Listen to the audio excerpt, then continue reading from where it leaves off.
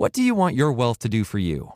BNY Wealth helps ensure that every financial decision actively and intentionally powers their clients' goals. Subscribe to their podcast, Your Active Wealth, to discover advice and guidance for building and sustaining wealth in any market. This is Caroline Hyde. And I'm Ed Ludlow, inviting you to join us for Bloomberg Tech, a daily podcast focusing exclusively on technology, innovation, and the future of business. Every weekday, we bring you the top headlines from the world's biggest tech companies. From finance to defense, AI to entertainment, and from startups to the Magnificent Seven. We highlight the latest stories of the people and companies pushing the tech sector to new frontiers and the politics that shape global tech markets. We do this all every weekday, then bring you the most important conversations and analysis in our podcast. Search for Bloomberg Tech on YouTube, Apple, Spotify, or anywhere else you listen. Join us every afternoon on your commute home and stay ahead of the tech news cycle. That's the Bloomberg Tech Podcast. I'm Caroline Hyde in New York. And I'm Ed Ludlow in San Francisco. Subscribe today, wherever you get your podcasts. Bloomberg Audio Studios. Podcasts, radio, news. This is a breaking news update from Bloomberg. Instant reaction and analysis from our 3,000 journalists and analysts around the world. Live from Mar-a-Lago on Bloomberg TV and radio, answering a series of questions alongside the Defense Secretary, Pete Hegseth, the chairman of the Joint Chiefs of Staff, Dan Kane. We learned a lot together over the past half hour or so, and I want to just unpack some of what we learned. If you're just joining us, thank you for being here with a special edition of Balance of Power on Bloomberg TV and radio, streaming live on YouTube with breaking news on this Saturday, the 3rd of January. Mission Absolute Resolve, the name of the operation that took place last evening in Venezuela. Dan Kane describing months of work by Intel to find Nicolás Maduro, who is now on his way to New York to face charges. Months of work he described to understand where he traveled, what he ate, what he wore, what were his pets. The key, he said, was choosing the right day to minimize civilian harm. He described 150 military aircraft involved. And indeed, one of the helicopters that was involved in this mission came under fire, but remained flyable, he said. All of our aircraft came home. President Trump referring to the transition here and a remarkable headline that crossed the terminal a short time ago. Quote, "We are going to run it," essentially, referring to the country of Venezuela, until such time as proper transition can take place. He said as well, "We are not afraid of boots on the ground if we have to, and we're going to make sure that this is proper. We're there now." And says for a period of time, it'll be the people that are standing right behind me who will be running the country, referring to Secretary of State Marco Rubio, Secretary of Defense, and others. We saw the leaders of the CIA and FBI in the room as well at Mar-a-Lago. At my side today in Washington, Christina Ruffini, who has spent many years covering the State Department and foreign policy. This is something we've never quite seen, certainly from an America First president, as he calls himself. I mean, no. And one of the questions was, how is this America First? Yeah. And the president responded, America needs safe neighbors, and also we need energy, and that's our energy. And one of the more remarkable moments was the one you were just referencing, where he said the U.S. will be running Venezuela until we can make sure that they're doing properly. The other moment was when he was asked about Maria Machado, the Nobel laureate, and said he doesn't think she's up to the job. He doesn't think it's going to be her. He doesn't think she has the support of the people. That's really remarkable, because there were questions about whether she was in fact talking with him about next steps here. I think it'd be very tough for her to be the leader. He said, quote, "She's a very nice woman, but she doesn't have the respect to have the job," having won the Nobel Peace Prize and referred to as an opposition leader for a reason here. We want to bring in a voice from Capitol Hill, and it's an important one. And Congressman Brad Schneider, the Democrat from Illinois, is chair of the new Democrat coalition, as we just spent quite a period of time listening to the Republican administration. Congressman, we'd like to hear from your side of the aisle on this. Secretary Rubio says he did call members of Congress immediately after these strikes took place. Did you get a call? Did any of your Democratic colleagues receive a briefing this morning? I didn't. I don't know of any of my colleagues who have gotten a briefing. I've seen statements from folks like Jim Himes, who is the ranking member on intelligence, Mark Warner in the Senate, who've all said that they had not heard anything. And, Joe, this is a critical moment for our country. The president, let me go back first to Maduro. Maduro is a bad actor who deserves to face justice. He stole an election in 2024, installed himself as president. This time last year, he's been indicted by a New York or a U.S. court in New York. And so I'm not going to defend Maduro or mourn for his demise.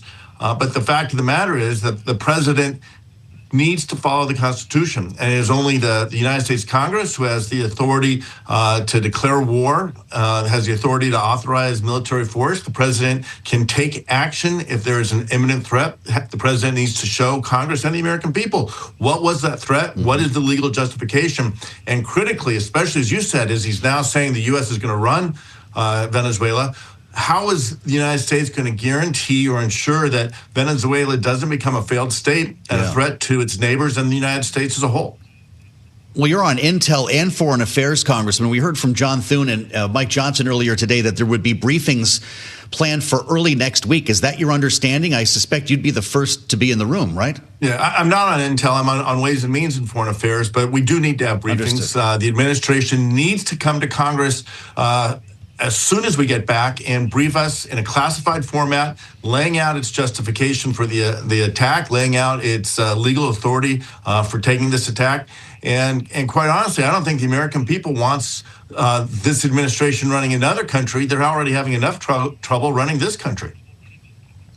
Congressman, what about that? That was one of the more startling revelations of that press conference when President Trump said, well, who's going to be running Venezuela? And he kind of gestured to the people behind him. And then more follow-ups from the press. What is the mechanism for this? How long? He basically said, at one point he said, it could take about a year. And then he said, but it takes a very long time to get the oil. And then he said, not only would the U.S. be using that oil to pay for, I'm assuming, its administration of Venezuela, but would also be reimbursing itself for damages Donald Trump says Venezuela has inflicted on the United States. Well, for Trump, it's always about the money. It's always about enriching himself. So that's a concern. This administration hasn't earned the benefit of the doubt from the American people to know that it's putting American interests first and not the interests of folks like Trump and his family and friends. That said, we need to understand what are the steps to ensure that Venezuela doesn't descend into a state of chaos and threaten the entire region. It's ironic that 35 years ago today, President Noriega of Panama surrendered to U.S. forces. The U.S. invaded Panama on December 20th of 1989. Noriega was arrested. The difference was on December 20th, the date of that invasion, the United States put in place a new president from Panama. The Panamanian people governed themselves. And so we need to understand why that isn't happening here. And as you noted earlier, the president has said he doesn't have confidence in the opposition leader. She has broad trust of the Venezuelan people. We need to make sure that we have a government of Venezuelans for Venezuelans, protecting their interests and ensuring a strong relationship with the region. Saw your statement on Twitter earlier, Congressman. You write, Maduro is a bad guy who deserves to be brought to justice. But that does not mean President Trump has blanket authority to send the U.S. military into a foreign land without authorization by Congress.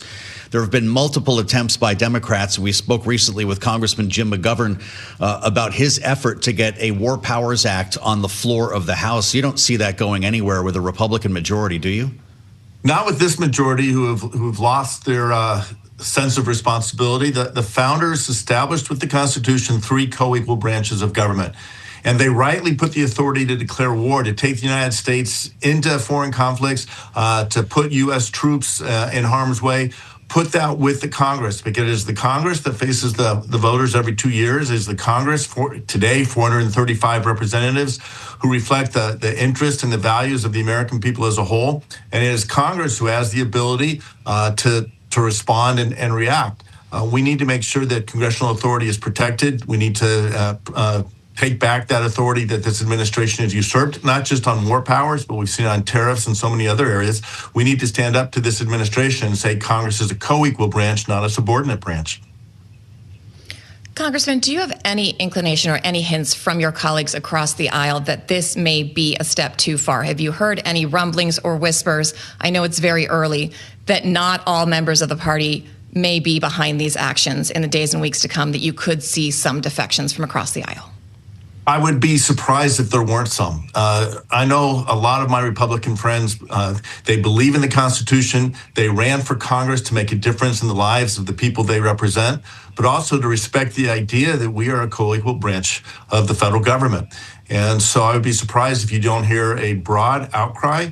The administration, if it is able to present legal justification, if it is able to present a strategy that lays out their vision for transferring power quickly and restoring the government of Venezuela to the people of Venezuela, maybe that will temper it. But what we heard today in the president's press conference, he intends to take the oil for his own benefit. He intends to put his own friends in charge, and he intends to let the United States run another country, something that we haven't done in a very long time. Congressman Brad Schneider, thank you so much for joining us. We appreciate you taking the time. How does BNY Wealth help accomplished individuals, families, and business owners achieve their financial goals? They start every conversation with the question, what do you want your wealth to do for you? For over 240 years, BNY Wealth has partnered alongside their clients, putting their expertise and proprietary solutions to work for them. Institutional investors embrace principles that help build wealth consistently over time.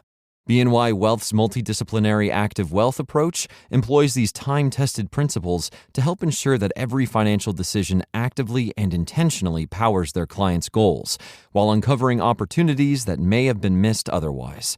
The result? Highly satisfied clients and enduring relationships that span generations. To learn more about how BNY Wealth can help power your wealth goals, subscribe to their podcast, Your Active Wealth, where they offer guidance for building and sustaining wealth in any market. Again, that's Your Active Wealth. This is Scarlett Fu.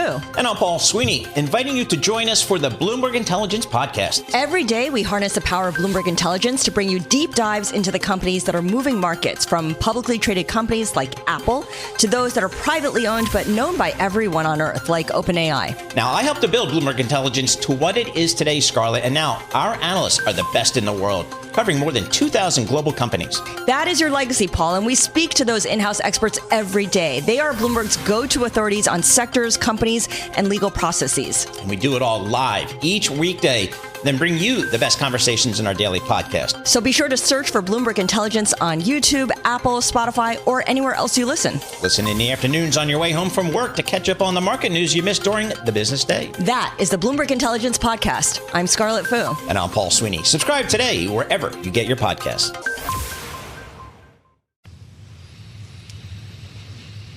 As we continue our special coverage from Washington, the president is posting more on social media, Truth Social, with a new video up of the strikes with a soundtrack, Fortunate Son by Creedence Clearwater Revival.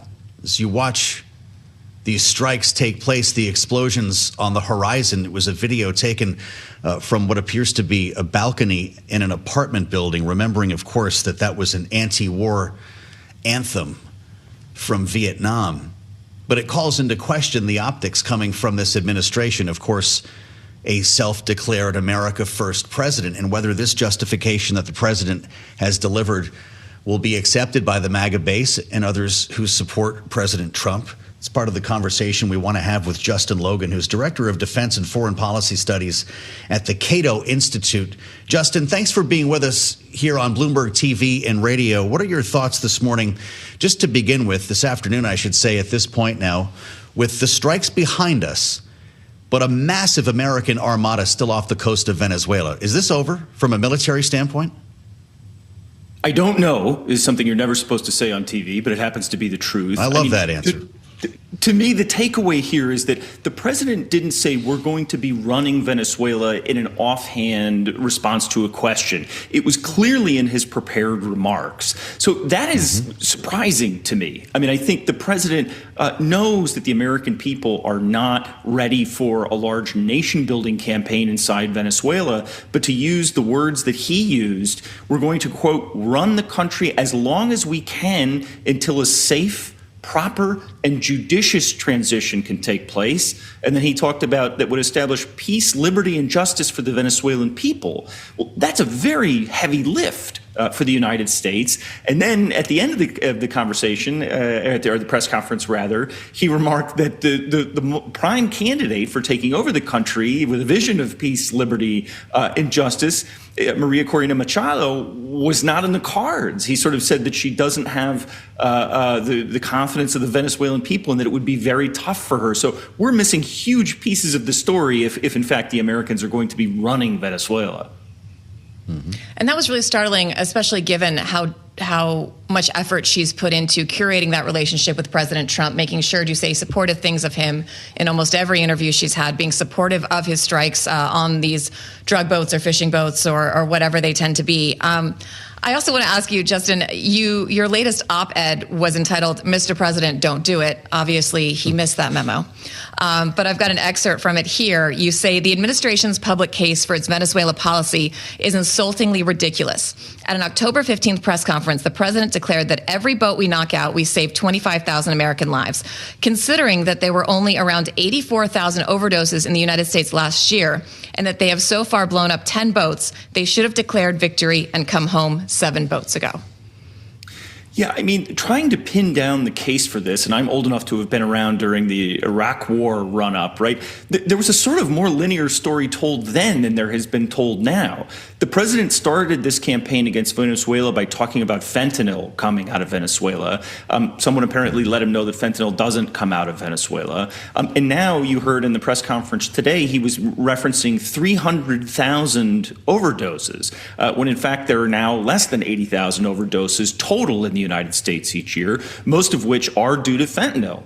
There is some cocaine that comes to the United States via Venezuela, but that accounts for a relatively small number of those overdose deaths. So at times this is about the sort of indictment of Nicolás Maduro and his wife in the United States, and you heard this weird fusion of the Defense Department allegedly responding to a Department of Justice request to suppress Venezuelan air defenses and to embed law enforcement officers in sort of Delta Force raids. So there's this weird blurring together both of rationales, that this is about law enforcement somehow, but it's also about, as Pete Hegseth said, the safety, security, freedom, and prosperity of the American people. The American people have not been crying out for regime change in Venezuela, outside of maybe pockets of South Florida, if you will. So this trying to pin down exactly what the ends, ways, and means of this campaign are has been, even for somebody who's been in this business for a while, a pretty heavy lift. Last question for you, Justin. We've only got about a minute. I want to get back to where we began, and that's the justification for this military action. The president said, quote, "We built Venezuela's oil industry with American talent, drive, and skill, and the socialist regime stole it from us." Will the American electorate appreciate that point? Yeah, I mean, it's a pretty dicey thing to say, we went into this country with our military and deposed its leader to protect. And you heard Marco Rubio talking about not, American assets, but the assets of American oil companies, right? Are you going to go out and campaign for office in 2028 if you're running for the presidency by saying we, went into Venezuela to protect oil companies' revenue streams, right? That just strikes me as a weird political pitch in an era where Americans are asking for more help at home, for more focus at home. And I think there's a real exhaustion with the overall amount of foreign policy activity this administration has had thus far as compared with domestic policy. With his view from the Cato Institute, Justin Logan, we thank you very much for your insights. Before we get some final thoughts from our political panel, we want to get the latest right now from our newsroom in a day that has brought many developments to this story. Let's turn now to Nathan Hager. Nathan, what do you have? You said it, Joe. Thank you. President Trump says the U.S. is essentially running Venezuela now after an overnight round of airstrikes and a special forces operation that ended with the capture of Venezuelan President Nicolás Maduro and First Lady Cilia Flores. They are now on their way to New York, where they will face charges of terrorism conspiracy and drug trafficking. Here is what President Trump had to say at a Mar-a-Lago news conference. We're going to run the country until such time as we can do a safe, proper, and judicious transition. So we don't want to be involved with having somebody else get in, and we have the same situation that we had for the last long period of years. So we are going to run the country. And the president says the U.S. stands ready to carry out a second strike. It's not afraid to deploy troops in Venezuela if needed. Venezuelan opposition leader Maria Corina Machado posted on X that the opposition's ready to, quote, honor their mandate and assume power. But President Trump says Machado does not have the respect or support to lead the country. I'm Nathan Hager in Washington. Joe and Christina, back to you. All right, Nathan, thank you so much for all of your contributions today. We're live in Washington on a special edition of Balance of Power here on Bloomberg TV and radio as we reassemble our political panel. Bloomberg Politics contributor Jeannie Shanzano is with us, our Democratic analyst and democracy visiting fellow at Harvard Kennedy School's Ash Center, alongside Republican strategist Lester Munson from the International Practice at BGR Group. All right, let's hear from both of you. Now that the president has spoken, Jeannie, did he make the case for this military action? I think he opened a lot more questions than he answered. The idea that Marco Rubio, who already has something to 3 to 4 jobs by any count, is going to be joining this team and running Venezuela. I don't think many of us expected it. And how that is going to happen, for what length, who is going to do it. He's open to boots on the ground. All of this is just an astonishing development. So I think a lot more questions here as in regards to what the president said than answers. Lester, I have a slightly less sophisticated question for you. In a press conference that had a lot of staggering, memorable moments, one that stood out to me was actually Marco Rubio, because while even President Trump, of course, he strayed from his prepared remarks, the Admiral, Hegseth were all reading from prepared remarks.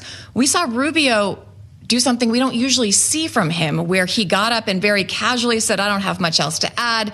But he said, Maduro wanted to play the big guy, and he spoke off the cuff. He spoke in a very regular manner, and he spoke a little bit more like we usually hear Donald Trump do.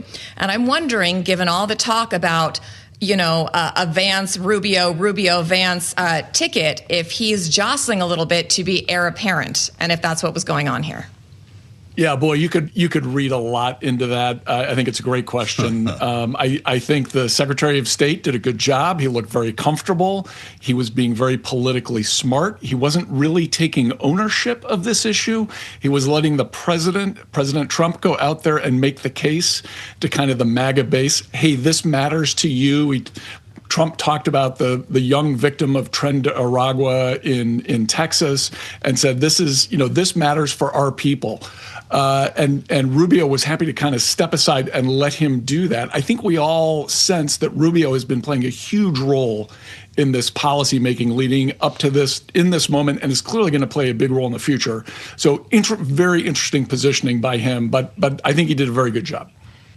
Well, just to extend that a little bit, Jeannie, this did seem to be a family operation here. If you could see the cutaway shot in the room, the whole team was with the president, either behind the podium or off to the side. Hegseth, Kaine, Rubio, but also Stephen Miller was there. Ratcliffe, CIA. Did you notice Kash Patel of the FBI was off to the side next to Steve Witkoff? Were they all, should we assume, were they all involved in this process, and will they all somehow together run Venezuela? That's what we were told. I mean, it was quite a stunning display. I thought it was smart that J.D. Vance, at least as far as I could see from my perch, was not there, because politically, if this thing goes afoul, it would hurt him in running for 28. So that was interesting. But I do think there is absolutely no distance between Donald Trump and the people in his cabinet, and that's by design. And one really interesting thing I thought Rubio had to say was the fact that there are instances in which the administration does not need to inform Congress about a military activity if it is a law enforcement activity. This is news, I think, to many of us in the legal community. It'll be interesting to see what Congress and the courts have to say about that. And Lester, we talked earlier about how this is allegedly, nominally, the non-interventionist wing of the Republican Party, and we were wondering how this was going to get sold to Trump supporters. The president was asked that question directly. How is this America first? And he said it's in America's interest to have good neighbors and the oil. He said having energy is in America's best interest. What are your takes on that? And do you think Trump voters are going to buy that? Yeah, this is classic kind of Jacksonian approach, to foreign policy, which is the U.S. getting something out of this? And I think President Trump believes if he goes out and makes a case, we're getting the oil, we're going to manage the oil, this belonged to us, we're taking it back, that's going to resonate with that MAGA base. And there's a lot of evidence that may be true. And I think he's clearly was using this hour or so to shape that argument with his base. There's been some criticism of this. You think of someone like Tucker Carlson, who's been openly critical of some of the decisions the administration has made. This is a real attempt by the president to go straight at that argument. I think it's going to be relatively effective. At the end of the day, the person the MAGA base trusts the most is Donald Trump. He knows that, and as long as he never turns his back on them, they're going to be with him. Fascinating conversation with the help of Lester Munson and Jeannie Shanzano. Many thanks to both of you. We're going to need your help next week as we unpack all of what we have learned here today.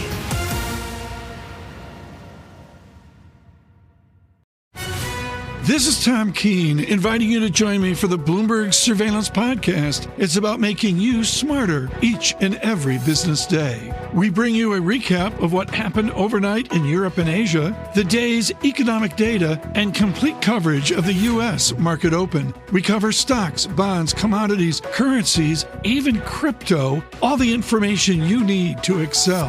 Bloomberg Surveillance also brings you the analysis behind the headlines. We do that with lengthy conversations with our expert guests, the smartest names in economics, finance, investment, and international relations. We do all this live each and every weekday, then bring you the best analysis in our daily podcast. Search for Bloomberg Surveillance on YouTube, Apple, Spotify, or anywhere else you listen. On the East Coast, listen at lunch, and on the West Coast when you wake up. That's the Bloomberg Surveillance Podcast with me, Tom Keene, along with Paul Sweeney and Lisa Mateo. Subscribe today wherever you get your podcasts.